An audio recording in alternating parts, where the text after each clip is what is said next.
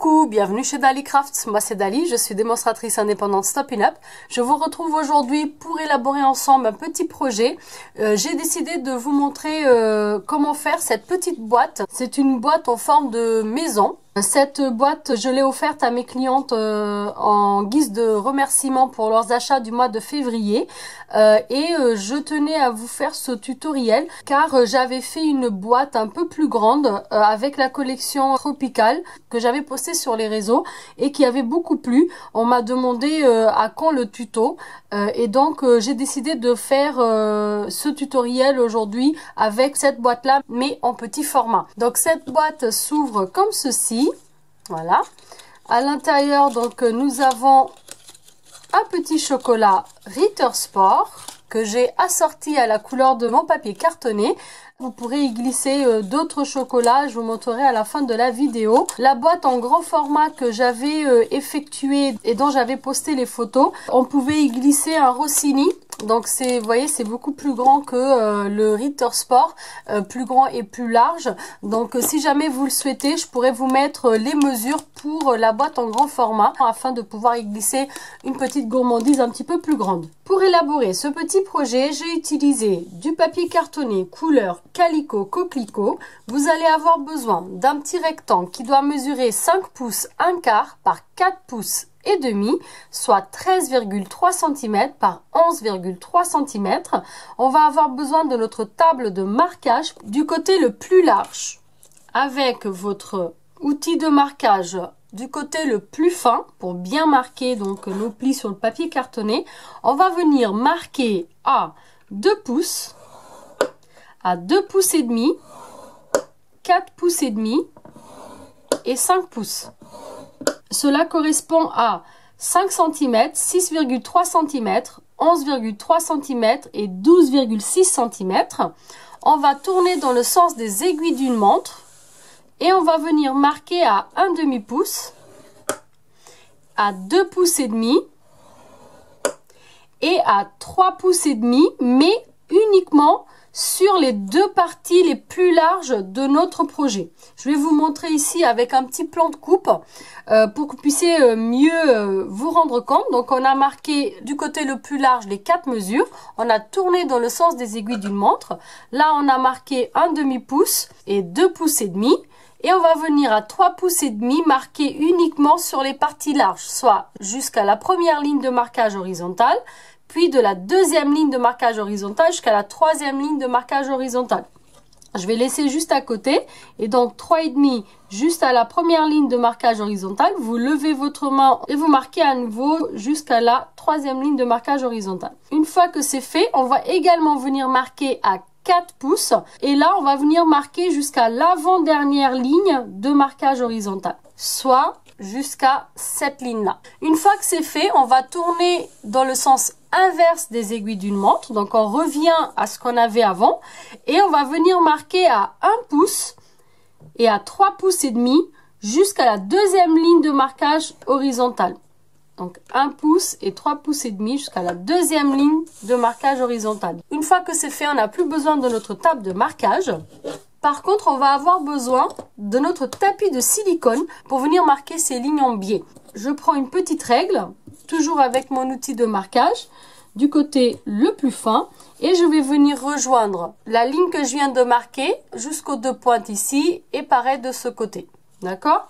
Donc, de la ligne de marquage que je viens de faire jusqu'au bout ici, pareil de l'autre côté.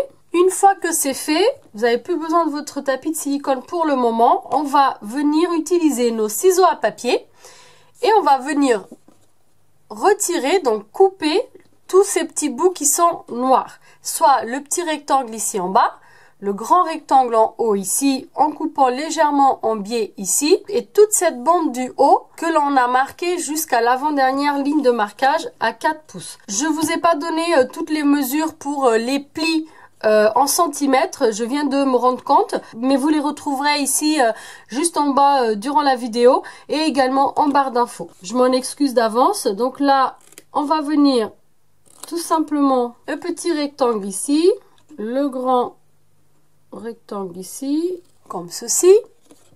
Et là, donc, on va ouvrir tous nos petits onglets du bas. en retirant juste un tout petit bout comme ça.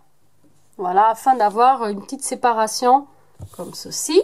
Une fois que cela est fait, on va venir découper toute cette bande du haut. Et là, donc, vous retirez aussi la ligne de marquage. D'accord? Je vais vous montrer, vous allez comprendre. Quand vous découpez cette bande-là, vous découpez aussi la ligne de marquage. Une fois que c'est fait, on va finir de couper cette bande. Donc, comme vous voyez ici. Et là, pareil, donc je retire un petit bout tout fin. Je fais la même chose avec ce côté-là. Je retire une toute petite bande toute fine. Voilà. Une fois que cela est fait, nous avons terminé avec les découpes. Et on va pouvoir donc marquer nos plis. On marque tous nos plis. Une fois que vous avez marqué tous vos plis, il nous manquera juste à marquer ici ce petit triangle-là. Donc, on va venir tout simplement marquer avec notre main un triangle et le deuxième triangle. Et là, donc on va faire ça et ça va venir se positionner tout seul de cette façon-là. D'accord? Une fois que c'est fait, on vient marquer bien avec notre plioir à cet endroit-là.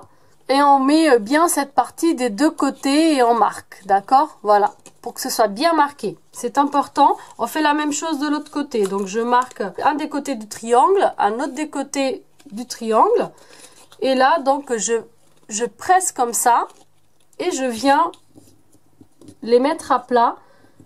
Hop. Et je marque. Je marque le milieu aussi. D'accord? Donc, ça donne ceci.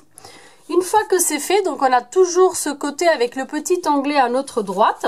Et là, donc à plat, on va venir coller notre papier design. Le papier design que j'ai utilisé, donc c'est le papier design de la collection Painted Poppies, donc coquelicot. Le papier design, donc qui est très très beau, il se présente comme ceci. Le papier que j'ai utilisé pour faire mes petites boîtes, donc j'en ai plus. C'était donc comme ceci, donc avec les petits coquelicots. Et de l'autre côté, il était pratiquement entièrement rouge calico coquelicot. Ensuite, vous aviez celui-ci. De l'autre côté, avec des grandes poppies, donc dans les mêmes couleurs que ce que on l'a utilisé aujourd'hui, mais en grande taille. Vous avez comme ça avec du violet. De l'autre côté, des petites rayures.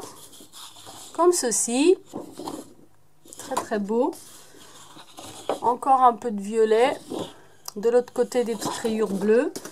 Et pour terminer, celui-ci que je trouve très très beau aussi, avec un recto quasi uni. Pour aujourd'hui, on va utiliser donc le même papier que pour les autres boîtes. Vous allez avoir besoin de deux petits carrés qui eux doivent mesurer 1 pouce 7/8 par 1 pouce 7/8, soit 4,5 cm par 4,5 cm. Vous allez en avoir besoin de deux. Et on va venir prendre l'encre rouge. Si vous voulez, vous pouvez prendre calico coquelicot. Moi, je préfère prendre rouge puisque je trouve que c'est un petit peu plus foncé, donc plus sympa. Donc, vous avez vu ce que j'ai fait. En fait, je suis venue ancrer tous les coins de mon papier design pour pas qu'on voit en fait le côté blanc. Donc là, ce qu'on va venir faire, on va venir les coller. Donc, on les colle dans le même sens, donc vers vous, comme ceci. Je prends ma colle multi-usage. Donc, je vais prendre celui-ci derrière. Ce côté, donc le côté droit avec l'onglet, c'est le devant de notre boîte. Une fois que cela est fait, on va venir donc coller notre boîte. Pour cela, donc je viens mettre de la colle ici sur mon petit onglet. Je viens tourner comme ceci et je viens plier au deuxième pli. Et je viens plier ici au premier pli. Et en fait, ça va s'assembler tout seul. Voilà, donc ça donne ceci. Ensuite, donc je vais venir rabattre mes côtés.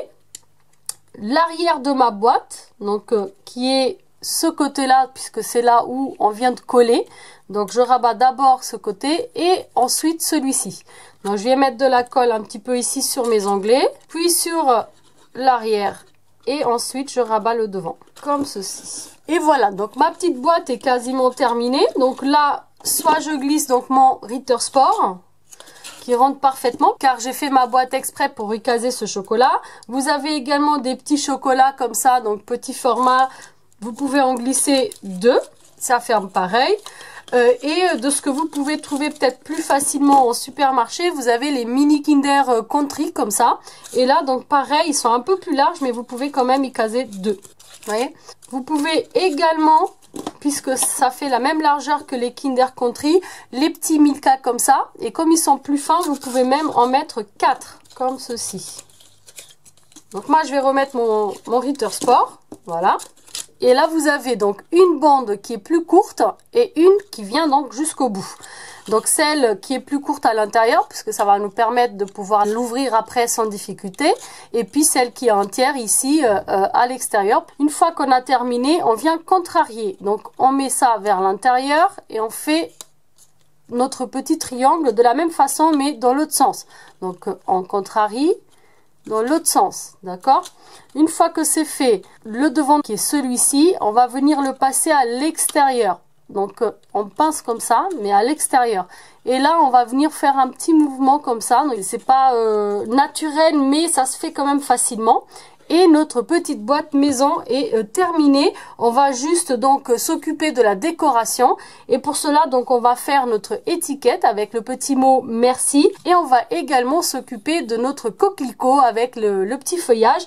Et vous allez voir, donc c'est très sympa à faire. Pour décorer ma petite maisonnette, je vais utiliser d'abord donc mon Stampin' Pierce, où je vais pouvoir venir tamponner mon mot merci sur le set de tampons étiquette-moi, donc du catalogue printemps-été de cette année. Je l'ai déjà positionné sur mon bloc acrylique que j'ai. Je prends l'encre grenouille guillerette et je viens le tamponner dans un petit triangle, comme vous pouvez voir ici, pour obtenir ce triangle. J'ai coupé un carré dans du papier murmure blanc dans sa version fine qui mesure 1 pouce 1/8 par 1 pouce 1/8, soit 2,8 cm par 2,8 cm, et que je suis venue tout simplement couper au milieu comme ceci en diagonale. Et donc j'ai obtenu 2 petits triangles qui font la taille parfaite pour ma petite maisonnette. Voilà. Donc je vais tamponner ici le mot merci. Et comme j'ai une autre petite boîte à terminer, je vais tamponner une deuxième fois. Je prends un petit doigt éponge et je viens salir un petit peu mon étiquette comme ça tout autour. Une fois que j'ai terminé, je viens le coller tout de suite à mon projet et je viens le coller ici sur le devant de ma boîte. Une fois que mon sentiment est collé, j'ai plus besoin de mon Stampin' Pierce et je reprends mon petit tapis en silicone et je vais venir m'occuper du petit coquelicot que j'ai mis ici en décoration.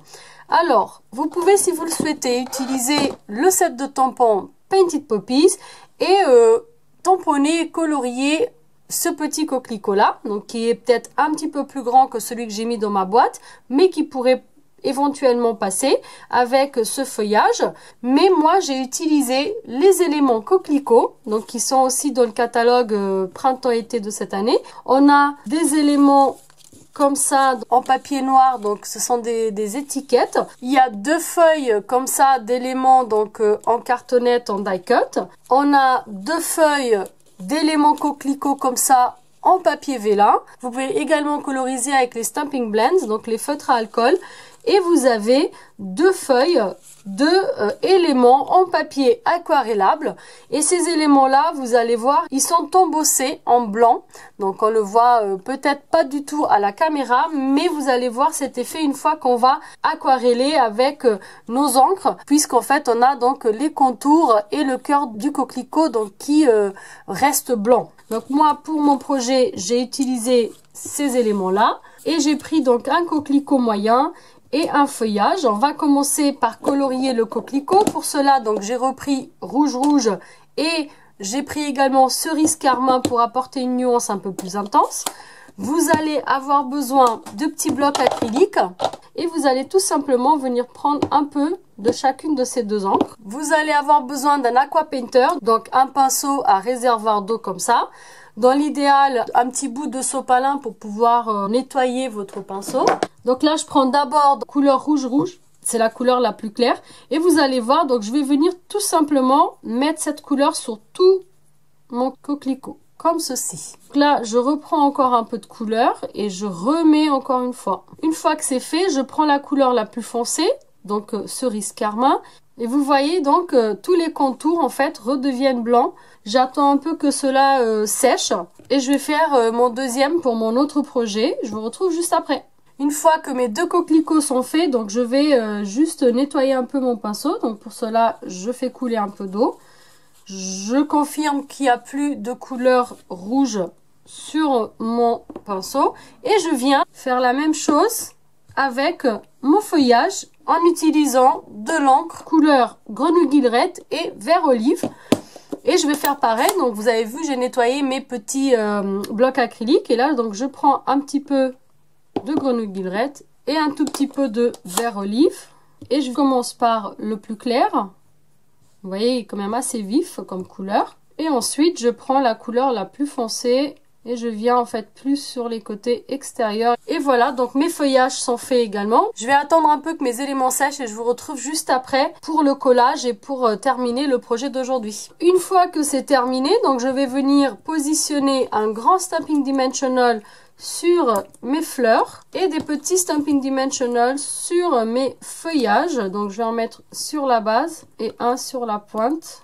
Donc, je positionne mon coquelicot de ce côté et mon petit feuillage de ce côté là, comme ceci. Afin d'apporter un petit peu plus de fantaisie, je vais prendre ici mon Wink of Stella et je vais venir donc apporter un petit peu de paillettes ici sur mes feuillages et sur mon coquelicot. Et voici le projet d'aujourd'hui terminé. J'espère que celui-ci vous aura plu. Comme d'habitude, vous retrouverez la liste du matériel utilisé en barre d'infos ainsi que les liens directs pour ma boutique en ligne. Je vous glisserai également les liens des catalogues en cours en PDF en français. Et vous pourrez retrouver le petit plan de coupe sur mon Instagram Dali-Craft avec les mesures pour que vous puissiez reproduire plus facilement ce projet chez vous. Si vous achetez directement dans ma boutique en ligne, n'hésitez pas à rentrer le code hôtesse du mois de mars qui est juste ici. Cela vous permettra d'avoir une petite surprise de ma part dans votre boîte aux lettres le mois suivant. Si cette vidéo vous a plu, un petit pouce vers le haut, ça fait toujours plaisir. Si vous êtes nouveau sur ma chaîne, que vous venez d'arriver, vous pouvez vous abonner juste ici si vous le souhaitez, bien sûr. Moi, je vous remercie d'avoir regardé et je vous dis à très vite pour une prochaine vidéo. Ciao, ciao!